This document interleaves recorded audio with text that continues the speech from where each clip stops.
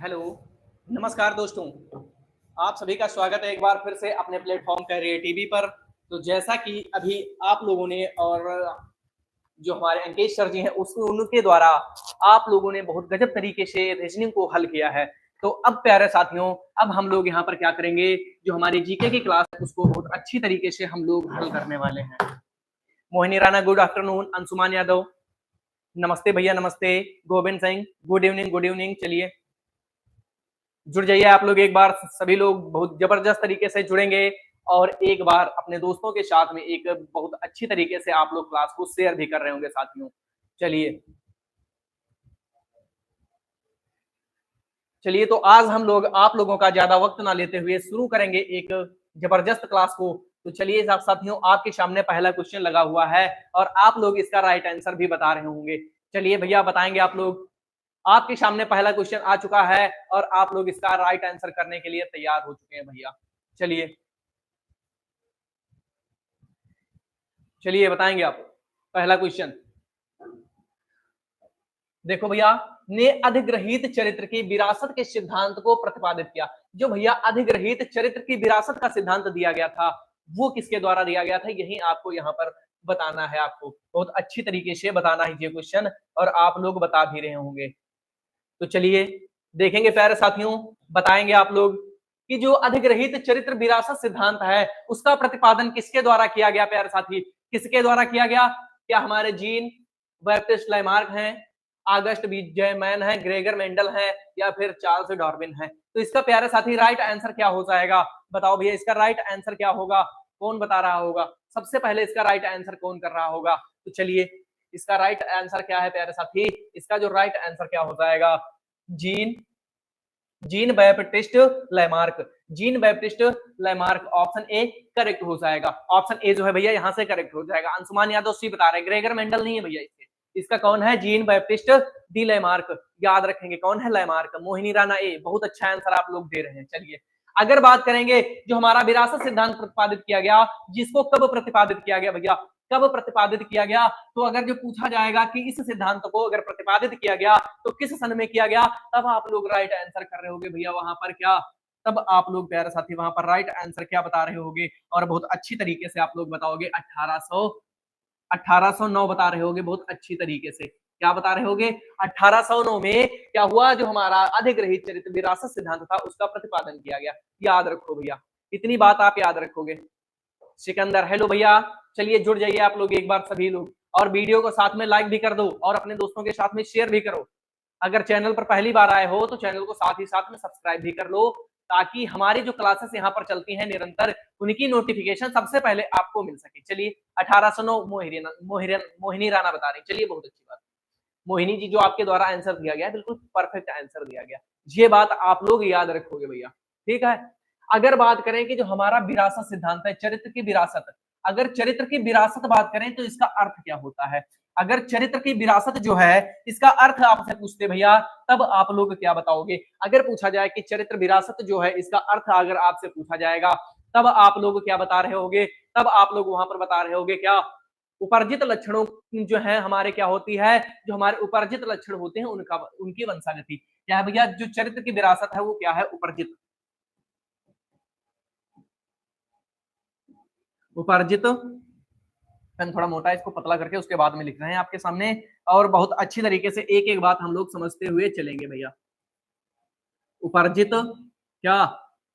उपार्जित लक्षण, उपार्जित लक्षणों की वंशा जो हमारी क्या है, जो हमारे उपार्जित लक्षण होते हैं उनकी क्या होती है? वंशागति होती है। याद रखेंगे भैया, इसी सिद्धांत का प्रतिपादन किया था भैया किसने?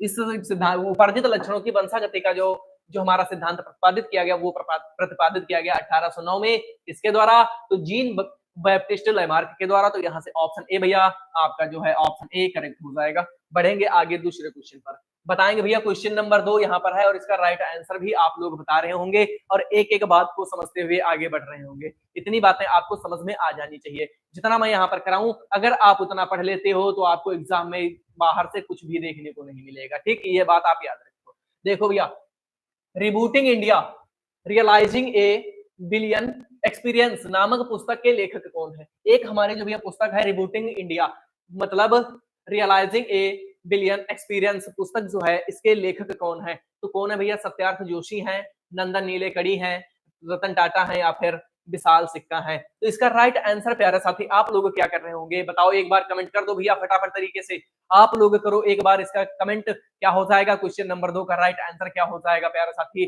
तो क्वेश्चन नंबर 2 का जो राइट आंसर होने वाला है वो क्या हो जाएगा? वो हो जाएगा कौन? नंदन नीलेकणी। क्या हो जाएगा? Nandan Nilekani, option B correct कर देंगे यहाँ से। इतनी बात आपको समझ में आ गई होगी, इतनी बात आपको समझ में आ गई भैया। चलिए आगे बढ़ेंगे अगले क्वेश्चन पर। देखो भैया क्वेश्चन नंबर 3, इसका आंसर आप लोगों को पता होगा पहले से ही, इसका आंसर आप लोगों को पता होगा। अंशुमान यादव 2 का भी, चलिए बहुत अच्छा आंसर दिया गया अंशुमान यादव। चलिए बताएंगे क्वेश्चन नंबर 3, पूर्ण रूप से जीएसटी, पूर्ण रूप से जीएसटी की सिफारिश किसके द्वारा की गई? अर्थात जो जीएसटी लागू की गई वो किसकी सिफारिश पर लागू की गई भैया? क्या राजा चलैया की समिति या विजय केलकर टास्क फोर्स, जीएसटी परिषद या मनमोहन सिंह आयोग? तो भैया जो जीएसटी भारत में लागू की गई वो सबसे पहले लागू कब की गई, इस मुद्दे पर बात करेंगे।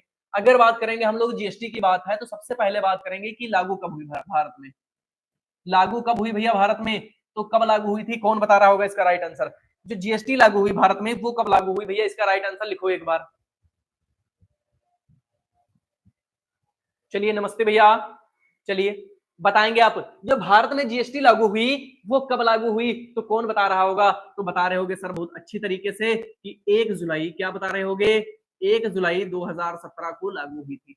कब लागू हुई? 1 जुलाई 2017 को जीएसटी को लागू किया गया, 1/7/2017। चलिए बहुत अच्छा आंसर दिया गया आपके द्वारा, इतनी बात आपको याद रखनी है। आगे बढ़ेंगे, आगे बात करेंगे कि किसकी सिफारिश पर की गई। अगर बात करें कि इसको लागू करने की सिफारिश किसने की थी, सिफारिश किसके द्वारा की गई भैया? अगर सिफारिश किसके द्वारा की गई तो किसके द्वारा की गई? केलकर समिति के द्वारा सिफारिश की गई। किसके द्वारा?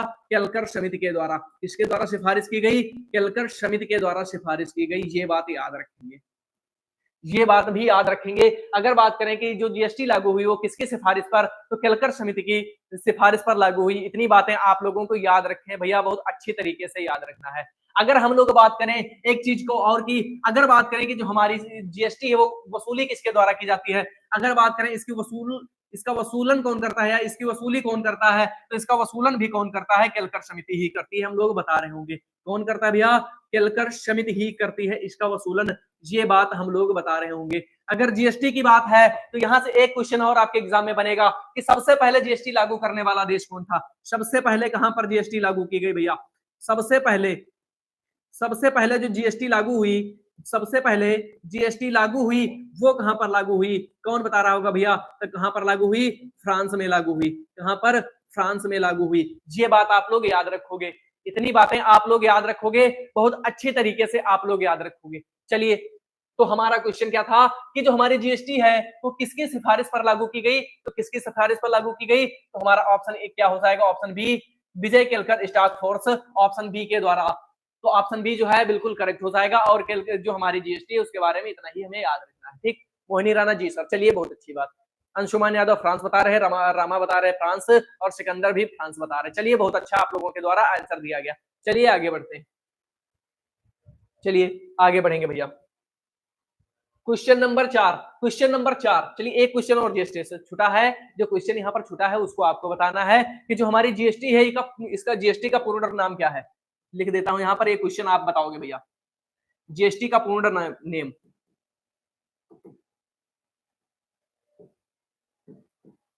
जीएसटी का पूरा नाम। चलिए भैया जीएसटी का पूरा नाम एक बार कमेंट बॉक्स में टाइप कर दीजिए फटाफट। मैं बढ़ता हूं आगे क्वेश्चन पर। जीएसटी जो है उसका पूरा नाम टाइप कर दो एक बार भैया आप लोग फटाफट तरीके से, कि किस प्रकार से बता रहे होगे कि हम लोग जीएसटी का नाम जो है वो बता रहे होंगे, गुड्स एंड सर्विस टैक्स। चलिए बहुत अच्छा रामा, आपके द्वारा जो आंसर दिया गया बहुत अच्छी तरीके से आंसर दिया गया। चलिए आप लोगों ने जो आंसर कर रहे हो बहुत अच्छी तरीके से आंसर कर रहे हो, और आपकी जो तैयारी है बहुत अच्छी लेवल पर हो चुकी है। चलिए बढ़ेंगे भैया अगले क्वेश्चन पर, बताएंगे भैया।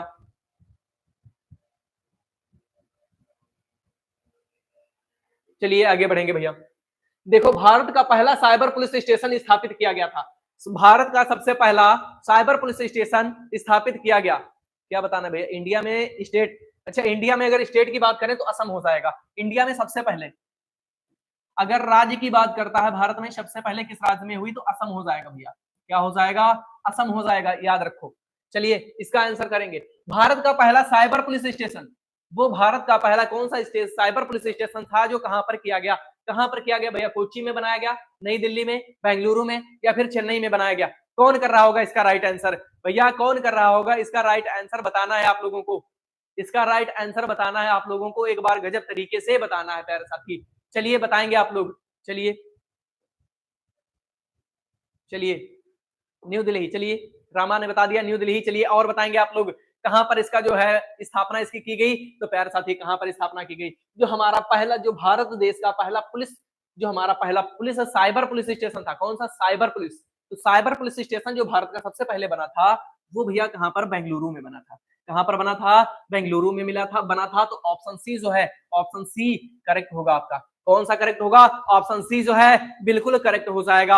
अगर बात करें कि इसकी स्थापना कब की गई, इसकी जो स्थापना प्यारे साथी की गई, वो कब की गई? आज से 4 वर्ष पहले। कब? आज से 4 वर्ष पहले, सन 2000 में की गई। कब की गई?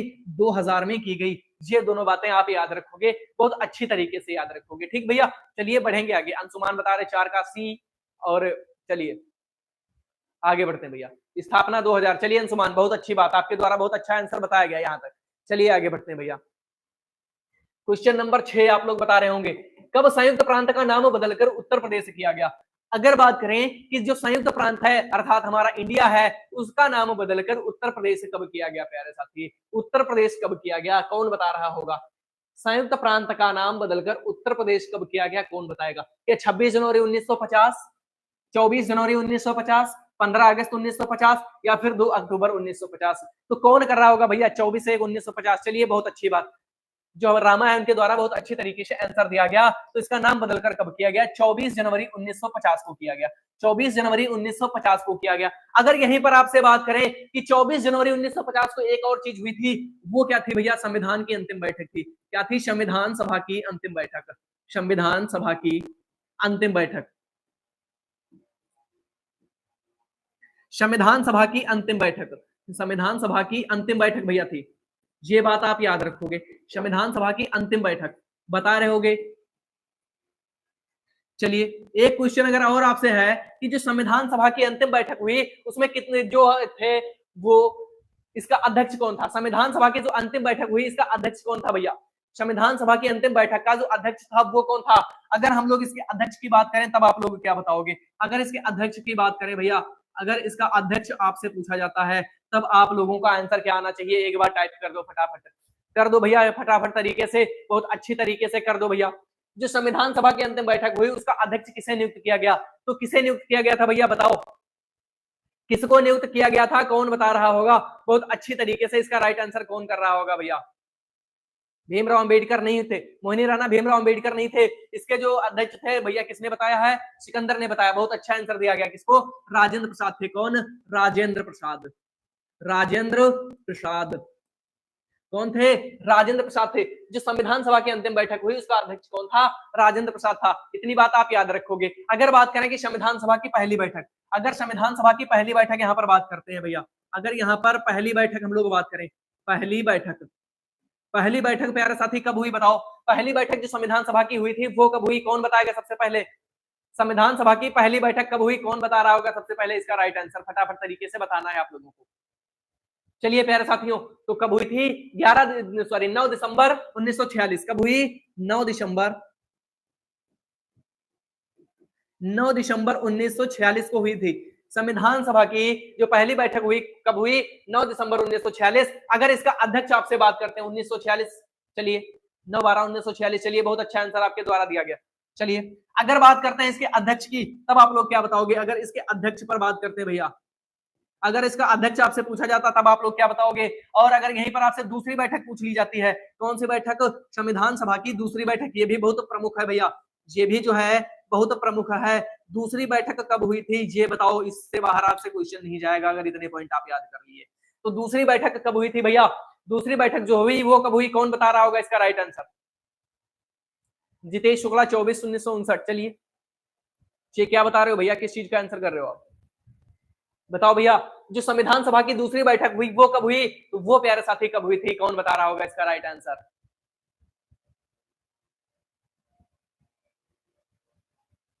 चलिए भैया, थैंक यू गोविंद चौरसी, गोविंद चौधरी। चलिए, गोविंद ने बहुत अच्छी लाइन लिखी है, दिल और फेफड़ों की 151 फीट गहराई से लुढ़क लुढ़क कर प्रणाम गुरुदेव। चलिए, बहुत अच्छा, बहुत बहुत आभार आपका भैया। चलिए, सच्चिदानंद सिन्हा, रामा का आंसर आ चुका है, सच्चिदानंद सिन्हा। सच्चिदानंद सिन्हा जो थे भैया, वो किसके अध्यक्ष थे? जो संविधान सभा की पहली बैठक हुई थी उसका कौन अध्यक्ष था? सच्चिदानंद, सच्चिदानंद सिन्हा। याद रखो भैया, सच्चिदानंद सिन्हा, आप लोग याद रखो, ये बात याद रखो। अगर बात की जाए किसकी, अगर बात की जाती है सच्चिदानंद सिन्हा, तो ये कैसे अध्यक्ष थे? अस्थायी अध्यक्ष थे। कैसे?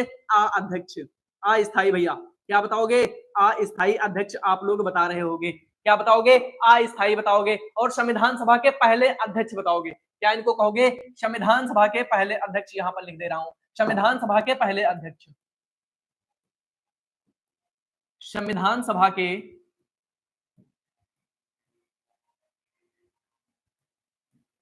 संविधान सभा के पहले अध्यक्ष, ये बात आप याद रखोगे। जो सच्चिदानंद सिन्हा थे, ये क्या थे? संविधान सभा के पहले अध्यक्ष थे, याद रखना है। अगर बात करते हैं यहाँ पर दूसरी बैठक, अगर हम लोग दूसरी बैठक की बात करते हैं भैया, तब आप लोग क्या बताओगे? तब आप लोग बता रहे होगे 11 दिसंबर। कौन सा दिन बता रहे होगे? 11 दिसंबर बता रहे होगे, बहुत अच्छी तरीके से बता रहे होगे आप लोग, 11 दिसंबर 1946। अगर इसका अध्यक्ष आपसे पूछते हैं भैया, अगर इसका अध्यक्ष आपसे पूछा जाए, तब आप लोग क्या बताओगे? अगर इसका अध्यक्ष आपसे पूछा जाए, 11 दिसंबर 1946 को जो बैठक हुई, दूसरी बैठक हुई, उसका अध्यक्ष किसे बनाया गया भैया? कौन कर रहा होगा इसका राइट आंसर? बताओ एक बार फटाफट तरीके से, बता दो एक बार सभी लोग, एकदम एकदम गजब तरीके से सभी के आंसर आने चाहिए, एकदम बहुत अच्छी तरीके से आप लोग करो आंसर। कि जो दूसरी बैठक हुई उसका अध्यक्ष किसे नियुक्त किया गया भैया? तो उसका अध्यक्ष जो नियुक्त किया गया, वो किसको बनाया गया? डॉक्टर राजेंद्र प्रसाद जी को। किसको बनाया गया? डॉक्टर राजेंद्र प्रसाद जी को बनाया गया। ये बात आप लोग याद रखो, किसको? राजेंद्र प्रसाद जी को, राजेंद्र प्रसाद जी को। ये कैसे अध्यक्ष थे भैया? स्थायी अध्यक्ष। कैसे अध्यक्ष? स्थायी अध्यक्ष बने। ये बात आप लोग याद रखोगे, स्थायी अध्यक्ष, स्थायी अध्यक्ष थे। अगर इनकी बात की जाती है तो ये क्या थे? संविधान सभा के पहले स्थायी अध्यक्ष, संविधान सभा के पहले स्थायी अध्यक्ष।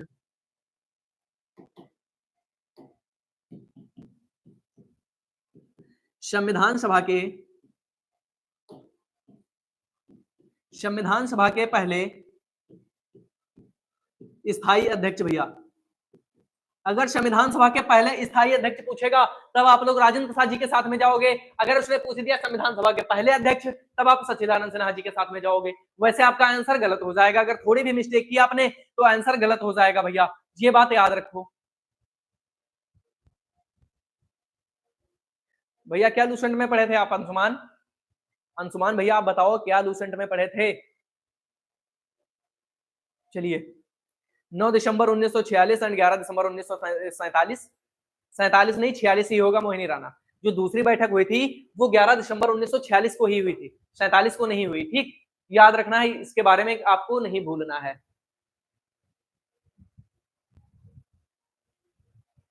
चलिए, इतनी बात याद रखना है आपको। चलिए बढ़ते हैं आगे भैया।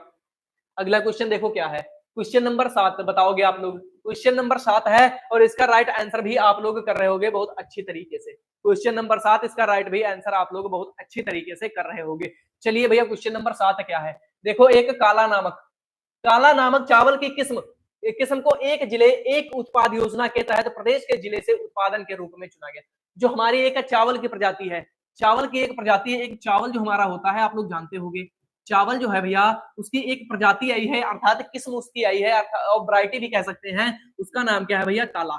उसका नाम क्या है? काला। तो उसका नाम है काला। ये जो प्रजाति निकाली गई, ये निकाली गई किससे? एक जिला एक उत्पाद योजना से निकल कर आई है। तो किस जिले से निकल कर आई है, ये जिला आपको बताना है। अर्थात एक क्वेश्चन और यहाँ से 2 क्वेश्चन। काला नामक चावल जो है ये किस जिले से प्रसिद्ध विकसित हुई? दूसरा क्वेश्चन क्या बनेगा कि एक जिला एक उत्पाद जो हमारा योजना चलाई गई वो किस जिले में चलाई गई? यहाँ से 2 क्वेश्चन आपको देखने को मिलेंगे। इससे 2 क्वेश्चन आपको देखने को मिलेंगे भैया। तो कौन सा हो जाएगा पहला भैया? देखो, ऑप्शन आजमगढ़ होता है। यहाँ पर थोड़ा ऑप्शन में गड़बड़ी हुई है, चेंज कर लेना, यहाँ पर बी कर लेना, और यहाँ पर सी कर लेना। ठीक, थोड़ा ऑप्शन में गड़बड़ी हो गई थी। तो बताओ कि भैया गोरखपुर, आजमगढ़, सिद्धार्थनगर या फिर गोंडा। तो आप लोग इसका राइट आंसर क्या बता रहे हो? भैया डी बता रहे, गोंडा बता रहे। चलिए, सिकंदर बता रहे डी। चलिए, और कौन बताएगा भैया? कौन बता रहा होगा कि जो एक जिला एक उत्पाद योजना चलाई गई वो उत्तर प्रदेश के किस जिले में चलाई गई? भैया बताओ भैया, किस जिले में चलाई गई? कौन कर रहा होगा इसका राइट आंसर? बताएंगे आप लोग कौन कर रहा होगा इसका राइट आंसर भैया? तो इसका राइट आंसर प्यारे साथी क्या हो जाएगा? सिद्धार्थनगर हो जाएगा। कहां से विकसित हुई? सिद्धार्थनगर से विकसित हुई। यहाँ पर एक योजना चलती है, उस योजना का नाम क्या है? एक जिला एक उत्पाद। इस योजना का नाम क्या है? एक जिला, इसको इरेज कर दे रहे हैं, आप लोग समझ चुके होंगे क्या है। एक जिला एक उत्पाद, एक जिला एक उत्पाद योजना कहां पर चलाई जा रही भैया? एक जिला एक उत्पाद योजना जो चलाई जा रही वो कहां पर चलाई जा रही? वो चलाई जा रही प्यारे साथी कहां पर? सिद्धार्थनगर में। आप लोग याद रख रहे होंगे, इसको बहुत अच्छी तरीके से याद रखना है। चलिए, सी आ चुका है, सचिन यादव का सी आ चुका है, सचिन प्रिया यादव सी आ चुका है भैया, मोहिनी का सी आ चुका है। गई भैंस पानी में, क्या हुआ भैया? क्या हुआ भैया सिकंदर? क्यों भैंस को पानी में भेज रहे हो आप? चलिए बताएंगे, इतनी बातें आपको समझ में आई? बताएंगे सबसे पहले आप लोग कि इतनी बातें जो है आपको समझ में आई कि नहीं आई, ये बताओ। समझ में आई भैया? अगर समझ में आई हो तो आगे बढ़ते हैं भैया। चलिए, समझ में आ चुके हैं? चलिए बढ़ते हैं आगे। आगे देखो, क्वेश्चन नंबर 8 आप लोग बताओ। सूफी कवि अमीर खुसरो का जन्म उत्तर प्रदेश के किस जिले में हुआ था? एक सूफी कवि थे, कौन? उनका नाम आप लोगों ने सुना होगा, अमीर खुसरो। अमीर खुसरो एक कवि हैं, उनका नाम आप लोगों ने सुना भी होगा।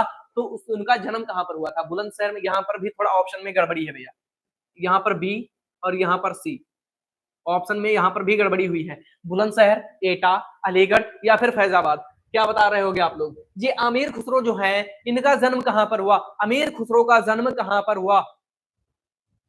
सर बहुत गलती हो रहा है भैया। कहां पर गलती हो रहा है? ऑप्शन सही सुनी होता भैया। आपके जो ऑप्शन लिखे हैं मैं सही ऑप्शन आपको पढ़ाऊंगा। जो serial number A B C D पढ़ा है उसका कोई मतलब नहीं होता। यहाँ पर जो सेट है यहाँ पर आपको कोई मतलब नहीं होता, लेकिन पेपर में इससे ही मतलब होता है आप लोगों को। वहां पर जो ऑप्शन मिलेंगे आपको देखने को, तो गड़बड़ ऑप्शन नहीं मिलेंगे। ठीक, इसका कोई मतलब नहीं। चलिए, ऑप्शन गलत है, कोई इशू नहीं है। बी बता रही है भैया, जो बी बता रही है, आमिर खुसरो कहां से, आमिर खुसरो जो है इनका जन्म कहां पर हुआ था?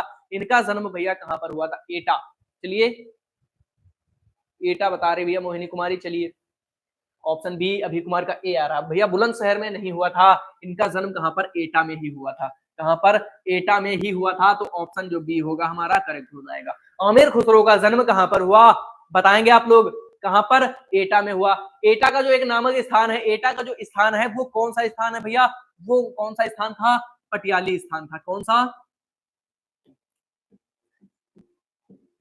पटियाली नामक स्थान पर, पटियाली नामक स्थान पर, पटियाली नामक स्थान पर इनका जन्म हुआ था, ये याद रखेंगे। पटियाली नामक स्थान पर इनका जन्म हुआ था। किसका जन्म? अमीर खुसरो का जन्म। ये बातें आप याद रखो भैया। इतनी बातें कंफर्म हो चुकी होंगी आपको, इतनी बातें कंफर्म हो चुकी हैं। अगर बात करें कि जो पटियाली है इसको वर्तमान में किस नाम से जानते हैं, अगर पटियाली को वर्तमान में पूछा जाए, अगर वर्तमान में कौन सा स्थान है, तो किस नाम से जानते हैं पटियाली को? कासगंज के नाम से। किस नाम से? कासगंज के नाम से जानते भैया। किस नाम से? कासगंज के नाम से जाना जाता है। ये बातें आप याद रखोगे। चलिए,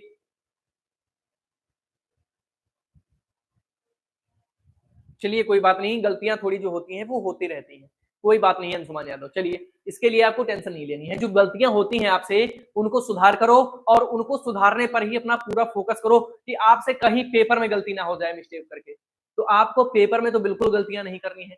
यहाँ पर जो आपकी क्लास चल रही है इसमें गलतियां एक दो होती रहेंगी, कोई इशू नहीं होगा, लेकिन आपको ये बात याद रखनी है कि आपको पेपर में एक भी गलती नहीं करनी है, और वहां पर जितने भी क्वेश्चन हो सकते हैं मैक्सिमम क्वेश्चन करने हैं और आपको नंबर लेके आने हैं। ये बात आप लोग याद रखना है आप लोगों को बहुत अच्छी तरीके से। चलिए बढ़ेंगे भैया अगले क्वेश्चन की तरफ, और आप लोग बता रहे होंगे। अच्छा हाँ, एक चीज और बताएंगे आप लोग। अगर बात करें कि जो अमीर खुसरो ने किस वाद्य यंत्र का आविष्कार किया था, इन्होंने किस वाद्य यंत्र का आविष्कार किया था भैया? अमीर खुसरो ने किस वाद्य यंत्र का आविष्कार किया? तो इन्होंने किसका किया भैया? इन्होंने किसका आविष्कार किया? तबला का आविष्कार किया था। कौन सा वाद्य यंत्र है? तबला। कौन सा वाद्य यंत्र? तबला। तबले का आविष्कार, तबले का आविष्कार किसके द्वारा किया गया भैया? वो किसके द्वारा किया गया, कौन बता रहा होगा? तबले का आविष्कार भी अमीर खुसरो के द्वारा ही किया गया था, आप लोग याद रखें। आगे बढ़ते, क्वेश्चन नंबर 9 बताएंगे आप लोग और इसका आंसर करेंगे। मैं 1 मिनट में आ गया आप लोगों के सामने।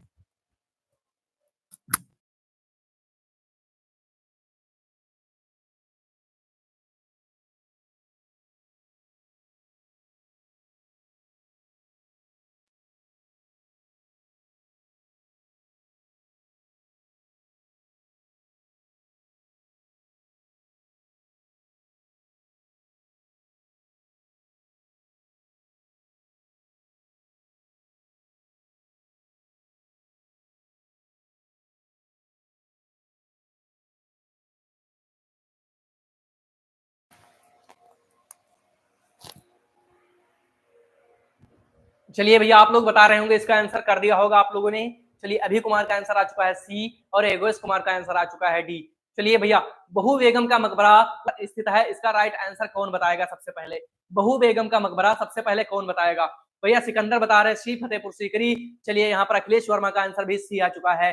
चलिए, तो देखते हैं भैया, जो बहु बेगम मकबरा है ये कहाँ पर स्थित है और इसका राइट आंसर क्या होने वाला है। तो प्यारे साथी, एक चीज आप लोग याद रखोगे, आंसर जो किया करो बहुत ही सोच समझ के साथ में। तो चलिए देखते हैं भैया, जो बहु बेगम मकबरा है वो कहाँ पर स्थित है? फैजाबाद में। कहाँ पर? फैजाबाद में स्थित है। कौन सा? बहु बेगम मकबरा फैजाबाद में स्थित है। अखिलेश वर्मा आंसर चेंज कर चुके हैं और ऑप्शन कर दिए हैं डी। चलिए कोई बात नहीं।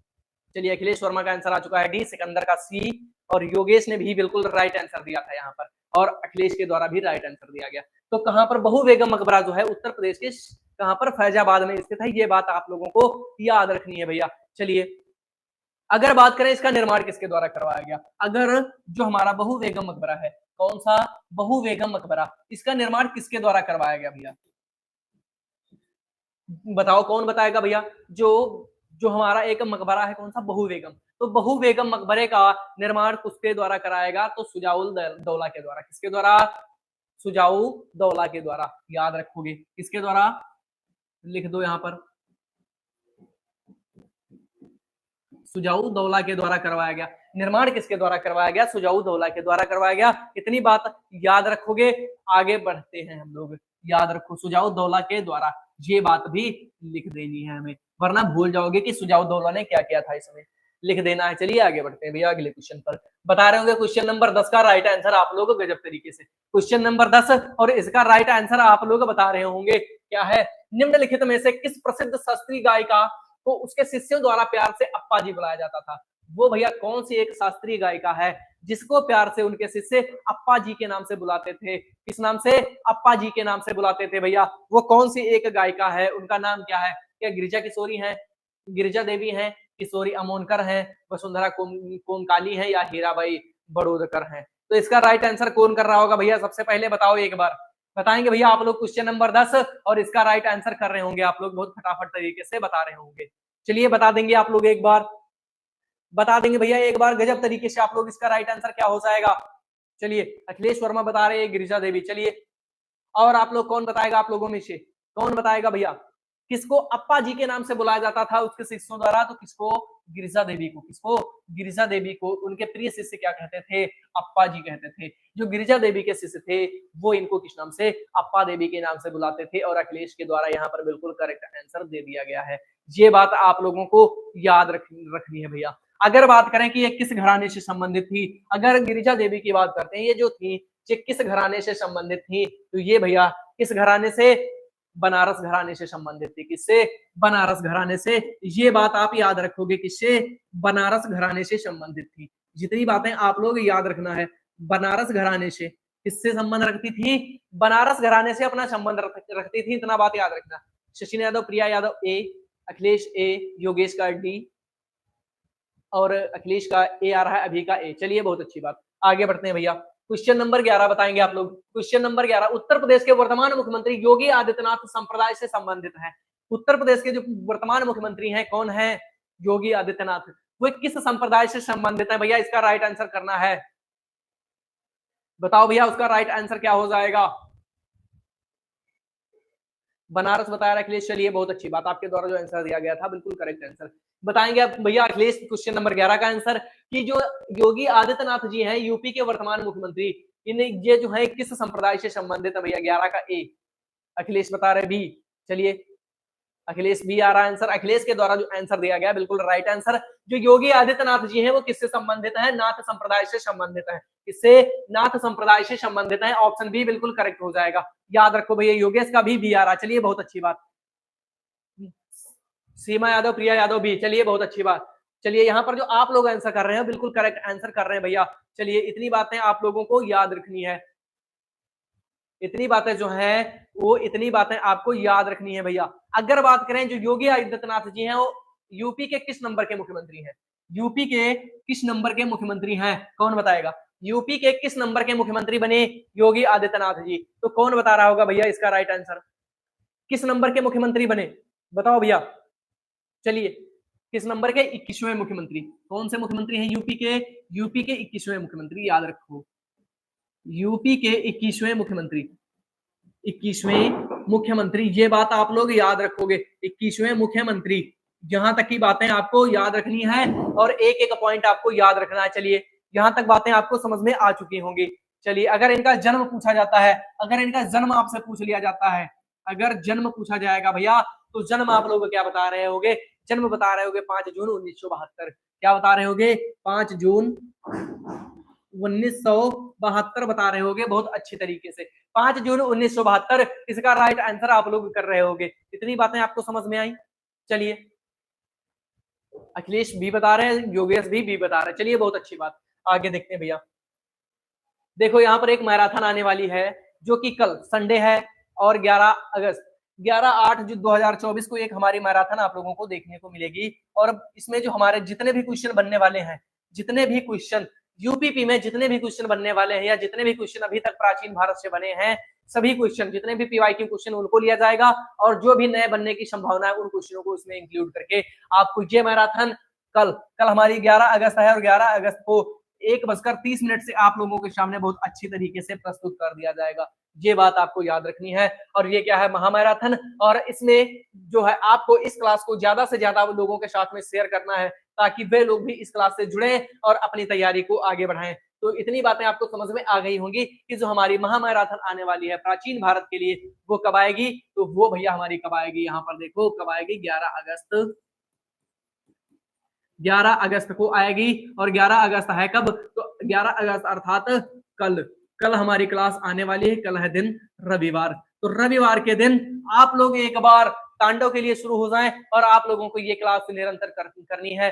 जो इसमें जो 200 लगभग प्रश्न करवाए जाएंगे और 200 प्रश्नों से आपका कहीं भी बाहर नहीं जाने वाला है। इतनी बात याद रखो। बढ़ेंगे भैया आगे क्वेश्चन की तरफ। क्वेश्चन नंबर 12 और कर रहे होंगे आप लोग इसका राइट आंसर। उत्तर प्रदेश के निम्नलिखित जिले में से किसकी सीमा नेपाल के साथ नहीं लगती? वो कौन सा जिला है जिसकी सीमा नेपाल राज्य के साथ में नहीं लगती प्यारे साथी? कौन बताएगा? कौन बताएगा भैया? कौन बताएगा किसकी सीमा नेपाल के साथ में नहीं लगती? चलिए एक बार मैं आपको बताना चाहूंगा, देख लेता हूं कि यूपी का जो है कि नहीं है। यहाँ पे यूपी का मानचित्र नहीं है यहाँ पे। चलिए कोई बात नहीं, चलिए कोई बात नहीं। चलिए मैं ऐसे ही बताता हूं आपको। तो देखो भैया किसकी सीमा नहीं लगती। अखिलेश बता रहे किसकी सीमा? बलिया। चलिए अखिलेश का आंसर आ चुका है सी, बलिया की नहीं लगती। चलिए लेकिन आपने क्वेश्चन पढ़ने में गलती कर दी भैया, आपने क्वेश्चन पढ़ने में गलती कर दी है। बताएंगे आप लोग क्या गलती की है आप लोगों ने?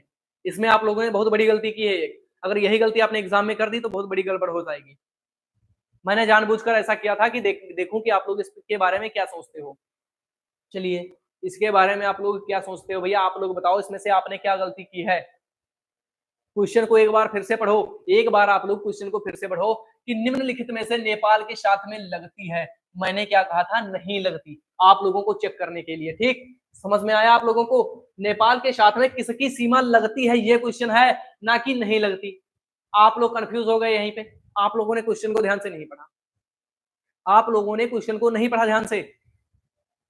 चलिए तो क्या राइट आंसर का होगा? गोरखपुर होगा, महाराजगंज होगा, बलिया होगा या फिर बस्ती होगा भैया? तो इसका राइट आंसर आप लोग क्या कर रहे होगे? इसका राइट आंसर आप लोग कर रहे होगे क्या? इसका राइट आंसर बता रहे होगे महाराजगंज। तो नेपाल के साथ में प्यारे साथी महाराजगंज जो है उसकी सीमा नहीं लगती, याद रखनी है। बाकी की डिटेल जो हमारी यूपी स्पेशल मैराथन है, यूपी का महाकुंभ, उसमें आपको इसको देखने को मिलेगा। एक एक पॉइंट वहां पर देख लो, जाकर उस क्लास को देखो और वहां से अपना यूपी स्पेशल, यूपी से जितने भी क्वेश्चन बनने वाले हैं एक भी क्वेश्चन आपका बाहर नहीं जाएगा उस क्लास से, और उसकी लिंक जो है इसी में जो हमारी ये वीडियो है इसके डिस्क्रिप्शन बॉक्स में पिन कर दी जाएगी। तो चलिए बढ़ेंगे आगे क्वेश्चन पर।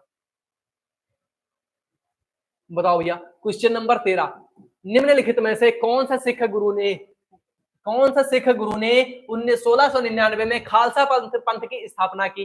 खालसा निष्ठावान समुदाय है जिसे अपने विश्वास के दृश्य प्रतीकों को पहनते हैं और योद्धाओं की तरह प्रशिक्षित हुआ। तो बताओ भैया खालसा पंथ की स्थापना किसके द्वारा की गई? अंशुमान यादव। चलिए हाँ भैया बताइए। हेलो, चलिए भैया खालसा पंथ की स्थापना किसके द्वारा की गई? कौन कर रहा होगा इसका राइट आंसर?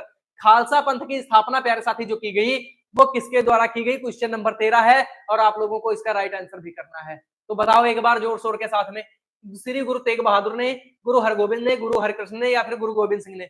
तो किसने की थी भैया? अखिलेश का आंसर आ चुका है भी। चलिए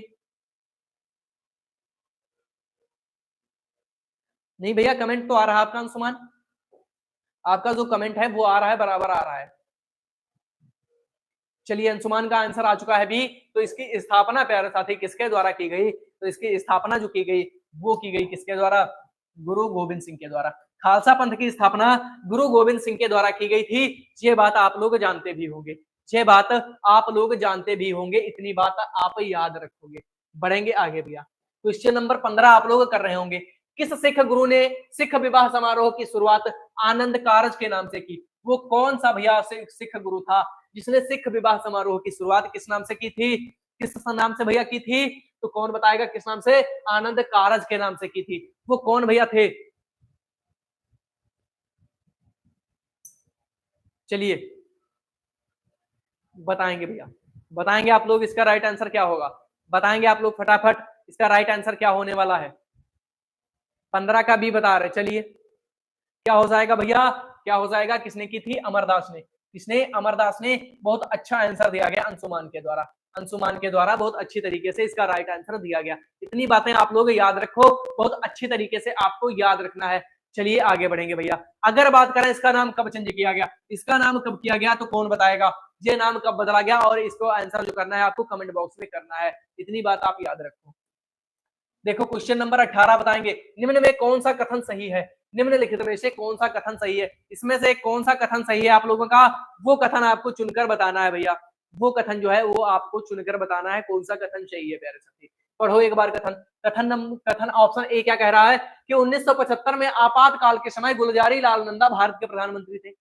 तो यहाँ पर क्या कहना है कि जब 1975 में आपातकाल की घोषणा हुई थी भारत के अंदर, अर्थात आपातकाल जब लगाया गया तो वहां पर उस समय भारत के प्रधानमंत्री कौन हुआ करते थे? तो गुलजारी लाल नंदा हुआ करते थे क्या? नहीं थे। कौन नहीं थे? गुलजारी लाल नंदा नहीं थे। तो ऑप्शन ए जो हमारा है गलत हो जाएगा। अगर बात करें ऑप्शन बी की, तो 1975 में आपातकाल के समय इंदिरा गांधी भारत की प्रधानमंत्री थी। बताओ ये बात भैया सही होगी क्या? बिल्कुल सही होगी। कौन थी? इंदिरा गांधी क्या थी? प्रधानमंत्री थी। तो ऑप्शन बी हमारा बिल्कुल करेक्ट हो जाएगा। 1975 में जो हमारा आपातकाल लगा उस समय जो भारत प्रधानमंत्री थी वो कौन थी? इंदिरा गांधी थी। अगर बात करें कि इंदिरा गांधी क्या है, तो भारत की पहली महिला प्रधानमंत्री है। क्या है? पहली महिला प्रधानमंत्री है भारत की, पहली महिला, पहली महिला प्रधानमंत्री, पहली महिला प्रधानमंत्री। ये बात आप याद रखो, पहली महिला प्रधानमंत्री कौन है? तो भैया कौन है? इंदिरा गांधी, भारत की पहली महिला प्रधानमंत्री। याद रखोगे पहली महिला पीएम थी। चलिए बहुत अच्छी बात अंशुमान। अगर आपसे एक क्वेश्चन और कि पहली महिला मुख्यमंत्री, मुख्यमंत्री कौन थी भैया? पहली महिला, पहली महिला मुख्यमंत्री कौन थी भैया? कौन थी? आप लोग क्या बताओगे? सुचेता कृपलानी बताओगे। क्या बताओगे? सुचेता कृपलानी बताओगे, सुचेता कृपलानी बताओगे बहुत अच्छी तरीके से। ये दो बातें आपको याद रखनी है। चलिए आगे बढ़ेंगे। क्वेश्चन नंबर आगे का बता रहे होंगे आप लोग, क्वेश्चन नंबर 19 और राइट आंसर कर रहे होंगे। निम्नलिखित में से कौन सा मिलान सही है? कौन सा सही मिलान है? इसमें से कौन सा मिलान है जो बिल्कुल सही मिलान दिया गया? कौन बता रहा होगा आपको? कौन बता रहा होगा इसका राइट आंसर प्यारे साथी? कौन बताएगा बहुत अच्छी तरीके से? चलिए यहाँ पर जो दिया गया 19 का, ये कौन सा है? 19 का जी। क्या है? 19 का जी लिखा हुआ है। ये बात याद रखो। कि अनुच्छेद 19 संघ बनाने का अधिकार, इसमें से कौन सा एक राइट है उसका चूज करना है हमें, उसी का एक जो है उसी को ढूंढना है कि कौन सा राइट होगा। देखो अनुच्छेद 19 का ई क्या है, संघ बनाने का अधिकार, इसमें से राइट कौन होगा वो बताना है। अनुच्छेद 19 के बी में क्या बताया गया, किसी पेशे का अभ्यास करने हेतु अधिकार, क्या बताया गया, नहीं बताया गया, तो पहला भी हमारा गलत, दूसरा भी गलत। तीसरा 19 का ए, भाषण और अभिव्यक्ति की स्वतंत्रता का अधिकार, ये किसमें किया गया भैया, इसका उल्लेख प्यारे साथी जो किया गया है वो किसमें किया गया, 19 के ए में किया गया है, इसमें 19 के ए में किया गया। तो ऑप्शन सी जो है हमारा बिल्कुल करेक्ट हो जाएगा, याद रखोगे ऑप्शन सी बिल्कुल याद रखोगे भैया। अगर बात करें अनुच्छेद 19 जी, तो आपको 19 जी में किसका उल्लेख किया गया, कौन बताएगा, अनुच्छेद 19 जी में कौन करे किसका उल्लेख किया गया भैया, कौन बताएगा भैया, कौन बताएगा इसका राइट आंसर, सबसे पहले कौन कर रहा होगा, चलिए। अगर हम लोग बात करें किसकी, अगर हम लोग यहाँ पर बात करते हैं किसकी, 19 का ई की, अगर 19 ई की हम लोग बात करेंगे तो 19 ई में क्या प्रावधान दिया गया है, कौन बता रहा है, अनुच्छेद 19 ई में कौन सा प्रावधान दिया गया है, इसका सबसे पहले राइट आंसर कौन कर पाएगा, अनुच्छेद 19 ई, तो 19 ई में सबसे पहला कौन प्रावधान दिया गया भैया, तो कौन सा बताओ आप लोग, कौन सा दिया गया भैया, कौन सा, 19 ई, निवास की स्वतंत्रता अर्थात रहने की स्वतंत्रता लिख सकते हैं हम लोग, क्या लिखेंगे, रहने की स्वतंत्रता, क्या बताया गया, रहने की स्वतंत्रता। चलिए मैं आगे बता दे रहा हूं आपको यहाँ पे इस पेज पे, चलिए अनुच्छेद 19 ई, अनुच्छेद 19 का ई, अनुच्छेद 19 में क्या आप लोगों को बताया गया, रहने की स्वतंत्रता बताई गई, क्या बताया गया भैया, रहने की स्वतंत्रता, रहने की स्वतंत्रता किसमें दी गई, किस अनुच्छेद के तहत, अर्थात बसने की स्वतंत्रता या निवास करने की स्वतंत्रता 19 ए के तहत। अगर हम लोग आगे बात करें भैया, अगर हम लोग बात करें किसकी, अनुच्छेद 19 बी, तो 19 बी में आप लोग क्या बता रहे होगे, अनुच्छेद 19 बी, अनुच्छेद 19 का बी, अनुच्छेद 19 बी में आप लोग क्या बताओगे, 19 बी में किसका प्रावधान का, किस प्रावधान का उल्लेख किया गया प्यारे साथी, तो 19 बी में किसका किया गया है कि किसी भी सभा एवं सम्मेलन की स्वतंत्रता, किसी भी सभा एवं सम्मेलन की स्वतंत्रता प्रदान की गई है, हमें याद रखना है, सम्मेलन की स्वतंत्रता, सम्मेलन की सभा, किसी भी सभा जो हमारी 19 बी के तहत है, क्या सभा एवं सम्मेलन की स्वतंत्रता प्रदान की गई है, इतनी बात आप लोगों को याद रखनी है। अगर हम लोग यहाँ पर आपसे बात कर लेते हैं कि 19 सी की अगर बात करते हैं भैया, कौन बता रहा होगा, अनुच्छेद 19 सी, अगर अनुच्छेद 19 सी की बात करें 19 सी, तो इसमें क्या किया गया है भैया, किसी भी संगठन या संघ बनाने का अधिकार, तो क्या है, संघ बनाने का अधिकार, संघ बनाने का अधिकार, संघ बनाने का अधिकार, ये बात आप लोग याद रखो, संघ बनाने का अधिकार जो है वो किसमें दिया गया है, अनुच्छेद 19 के सी में दिया गया, इतनी बातें याद रखो, बहुत अच्छी तरीके से आपको समझ में आएंगी। चलिए बढ़ेंगे भैया आगे क्वेश्चन की तरफ, चलिए बताएंगे भैया क्वेश्चन नंबर 20, तो निम्न में कौन सा गलत है, इसमें से कौन सा है जो गलत कथन दिया हुआ है, कौन सा भैया कथन जो दिया हुआ है वो गलत दिया हुआ है। देखो राज्यपाल राष्ट्रपति द्वारा नियुक्त किया जाता, बिल्कुल सही बात दी गई, जो राज्यपाल होता है उसकी नियुक्ति किसके द्वारा की जाती है, राष्ट्रपति के द्वारा ही की जाती है। अगला देखते हैं भैया, राष्ट्रपति प्रसाद पर्यंत राज्यपाल का कार्यकाल होता है, चलिए ये भी सही है। राज्यपाल राष्ट्रपति को अपना त्याग पत्र सौंपता है, ये भी बिल्कुल सही बात, अगर राष्ट्रपति जो राज्यपाल होता है वो अगर त्याग पत्र देता है तो राष्ट्रपति को ही देगा, तो क्या हो जाएगा, ये भी हमारा ऑप्शन सही हो जाएगा। तो कौन सा ऑप्शन गलत है, देखो 30 वर्ष की आयु तक व्यक्ति राज्यपाल बन सकता है, नहीं भैया 30 वर्ष की आयु तक नहीं बन सकता, 60 वर्ष की आयु तक बन सकता है। चलिए तो ऑप्शन क्या होगा, option B, sorry option D जो है बिल्कुल करेक्ट हो जाएगा, यहाँ पर ऑप्शन डी बिल्कुल करेक्ट हो जाएगा। यहाँ पर अखिलेश के द्वारा ऑप्शन डी दिया गया, अंशुमान यादव डी। चलिए बहुत अच्छी बात, आप लोगों के द्वारा बहुत अच्छी तरीके से आंसर दिए जा रहे हैं। क्वेश्चन नंबर 21 आप लोग क्या कर रहे होंगे, भारत के केंद्रीय रेल मंत्री को की सलाह पर नियुक्त किया जाता है। अगर भारत का जो रेल मंत्री है उसको किसकी सलाह पर और किसके द्वारा नियुक्त किया जाता, भैया कौन करेगा इसका राइट आंसर, देख लो एक बार, प्रधानमंत्री, राष्ट्रपति, राष्ट्रपति प्रधानमंत्री, राष्ट्रपति लोकसभा के अध्यक्ष, या उपराष्ट्रपति प्रधानमंत्री। तो भैया बताएंगे आप लोग इसका राइट आंसर, अंशुमान का आंसर आ चुका है ए। चलिए भैया कौन बता रहा होगा और कौन बताएगा, जो हमारा भारत का केंद्रीय रेल मंत्री होता है उसको किसकी सलाह पर, उसको प्रधानमंत्री की सलाह पर और राष्ट्रपति के द्वारा नियुक्त किया जाता है। किसकी सलाह पर? यहाँ पर क्या आएगा? प्रधानमंत्री आएगा हमारा, क्या आएगा? प्रधानमंत्री आएगा, और यहाँ पर राष्ट्रपति। तो ऑप्शन ए हमारा कौन सा हो जाएगा? ऑप्शन ए का राइट हो जाएगा।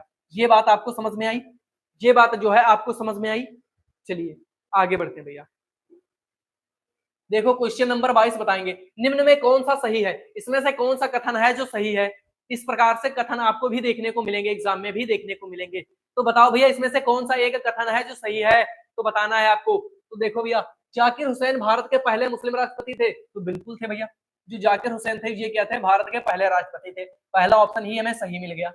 चलिए आगे ऑप्शन देखने की जरूरत ही नहीं है हमें। इतनी बातें आपको समझ में आई? जो भारत के पहले राष्ट्रपति थे, मुस्लिम राष्ट्रपति थे, वो कौन थे? जाकिर हुसैन थे। आगे देखते हैं क्वेश्चन नंबर 23, निम्न में कौन सी जॉर्डन की राजधानी? किसकी राजधानी? जॉर्डन। जॉर्डन एक देश है, उसकी राजधानी क्या है? जॉर्डन एक देश है, तो जॉर्डन की राजधानी क्या है भैया? तो बताओ एक बार, क्या जर्क है, इरबिड है, सॉल्ट है, या अम्मान है? तो जॉर्डन की प्यारे साथी राजधानी क्या हो जाएगी? ए बता रहे भैया। चलिए अंशुमान 21 का ए। चलिए यहाँ पर क्वेश्चन नंबर 23 है।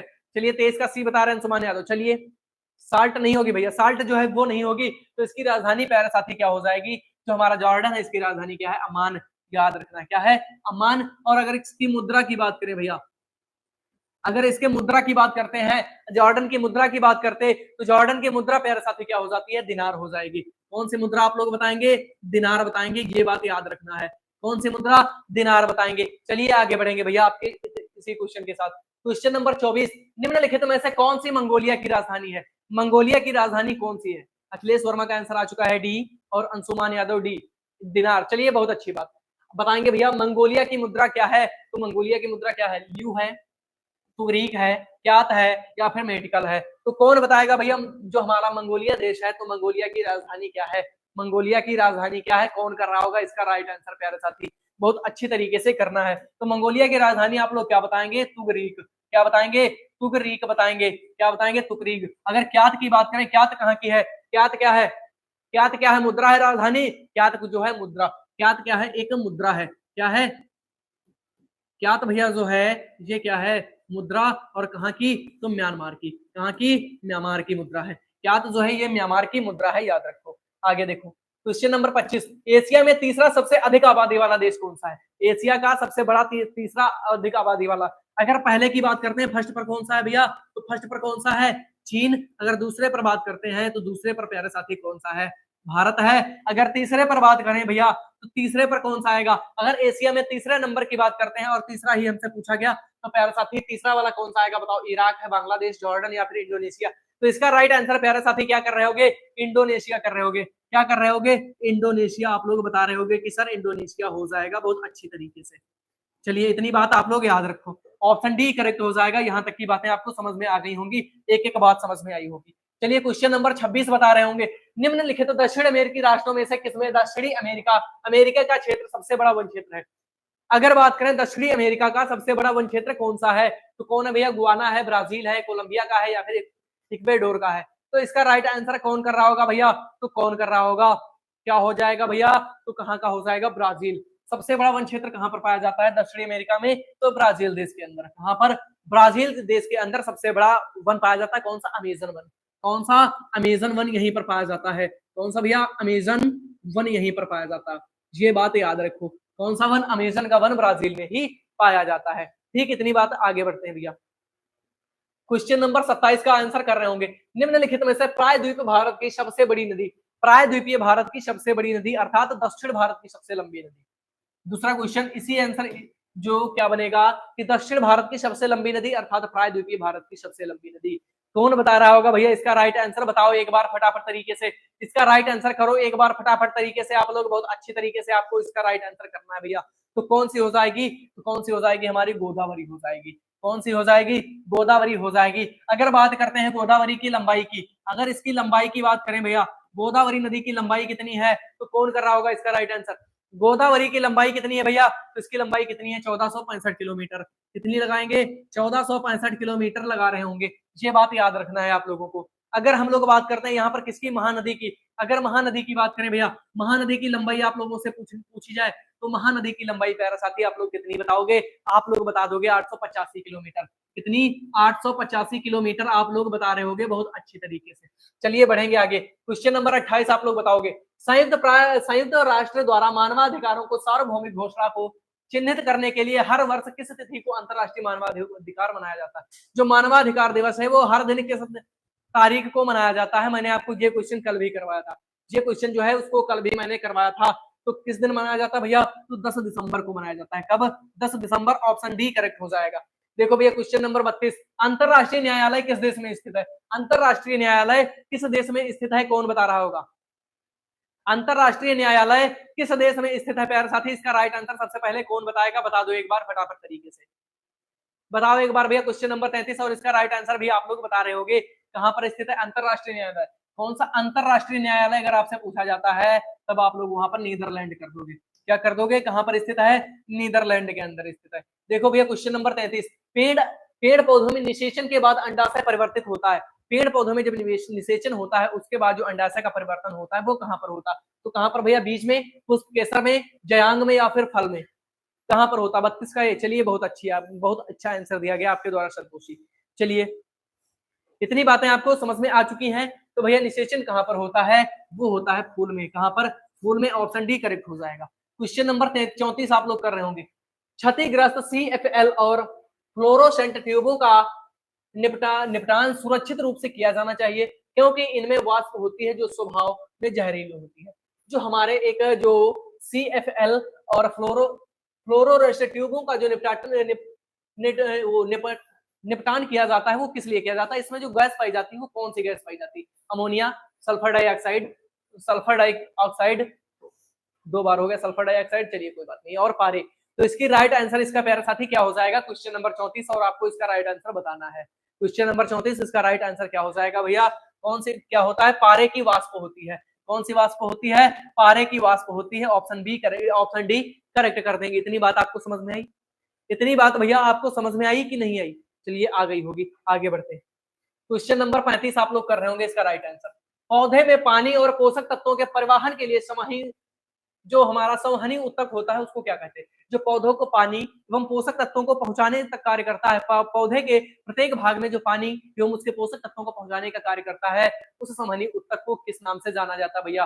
कौन बताएगा इसका राइट आंसर? जय हिंद संतोषी। चलिए कौन बताएगा भैया इसका राइट आंसर? क्या फ्लोएम होगा? तो कौन होगा इसका राइट आंसर? आप लोग बता दो एक बार। तो प्यारे साथी इसका राइट आंसर कौन सा हो जाएगा? हमारा जाइलम हो जाएगा। किस नाम से जानते हैं भैया ऊतक को? तो जाइलम ऊतक कार्य करता है। पौधे के प्रत्येक भाग में पानी एवं उसका पोषक तत्व पहुंचाने का कार्य जाइलम करता है। इतनी बात याद रखो। चलिए भैया क्वेश्चन नंबर 36, निम्नलिखित विकल्पों में से पुनरुत्पादक बीज उत्पादक पौधे का नाम चुनिए। जो पुनरुत्पादक बीज से पौधे का उत्पादन होता है उसका नाम बताना है। 35 का सी। चलिए बताएंगे भैया। क्वेश्चन नंबर जो हमारा क्वेश्चन नंबर 36 है और इसका राइट आंसर आप लोग कर रहे होंगे बहुत अच्छी तरीके से। वो जो भैया हमारा पौधा हो जाएगा वो कौन सा हो जाएगा? Bread mould. कौन सा? Bread mould. Option B correct हो जाएगा। आगे देखते हैं क्वेश्चन नंबर 37 और आप लोग बताएंगे किसी भी प्राकृतिक कच्चे माल, पौधे या जानवर के बिना बनाया गया एक मानव निर्मित फाइबर है। यह कोयले, पानी और हवा से तैयार किया गया है। यह पहला पूर्ण सिंथेटिक फाइबर था। यह कहाँ है? बताओ भैया ये कहाँ पर स्थित है? क्या जैव प्लास्टिक है, नायलॉन है या रेयान है या पॉलीस्टीरीन है? इसका राइट आंसर आप लोग क्या बता रहे होगे? इसका राइट आंसर आप लोग प्यारे साथी क्या बता रहे होगे? नायलॉन बता रहे होगे। क्या बता रहे होगे? नायलॉन बता रहे होगे। इतनी बात आपको याद रखनी है। चलिए आगे बढ़ते हैं। क्वेश्चन नंबर 38 और आज का अंतिम क्वेश्चन, विश्व हिंदी दिवस को कब मनाया जाता? विश्व हिंदी दिवस को कब मनाया जाता है प्यारे साथी? कौन बताएगा? विश्व हिंदी दिवस को कब मनाया जाता है प्यारे साथी? कौन बताएगा? तो विश्व हिंदी दिवस जो मनाया जाता है वो कब? 10 जनवरी को मनाया जाता है। कब? 10 जनवरी को मनाया जाता है। कौन सा? विश्व हिंदी दिवस मनाया जाता है। इतनी बात आपके समझ में आ चुकी होगी बहुत अच्छी तरीके से। चलिए CDS के द्वारा आंसर बहुत अच्छी तरीके से दिया गया। चलिए यहाँ तक की जो बातें हैं आप लोगों को बहुत अच्छी तरीके से समझ में आ रही होंगी। चलिए तो आज जितना भी GS में आप लोगों ने पढ़ा समझ में आया आप लोगों के? तो बता दीजिए एक बार अगर आप लोगों के समझ में आया है। 38 का है। चलिए बहुत अच्छी बात। देखो भैया ये हमारी एक महामैराथन आने वाली है जो हमारी 11 अगस्त को चलेगी। अर्थात कल जो हमारी 11 अगस्त है कल ये हमारी क्लास चलने वाली है।